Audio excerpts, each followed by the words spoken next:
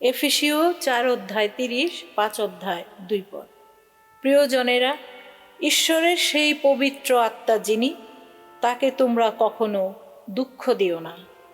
তোমাদের অন্তরে তিনি তো সেই ঐশ মুদ্রাঙ্কন, যে মুদ্রাঙ্কনে তোমরা চিহ্নিত হয়েছ পূর্ণ মুক্তিলাভের সেই দিনটির জন্য। তোমাদের মধ্যে কোনো তিক্ততা, কোনো রোষ আক্রোশ রেখো না, কোনো কটু কথা, কোনো ক্রুদ্ধ চিৎকার, কোনো রকম অনিষ্ট কামনা করো না। তোমরা একে অন্যের প্রতি সহৃদয় হও কোমল প্রাণ।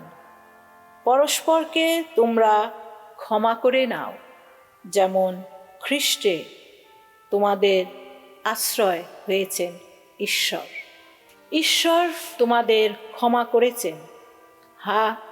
তোমরা ঈশ্বরেরই মতো হবার চেষ্টা করো, কারণ তোমরা যে তার স্নেহের সন্তান।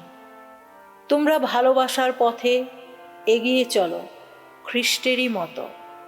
তিনি তো আমাদের ভালোবেসেছেন। তিনি তো আমাদের জন্য নিজেকে সুরভিত নৈবেদ্য ও বলিরূপে ঈশ্বরের কাছে উৎসর্গ করেছেন।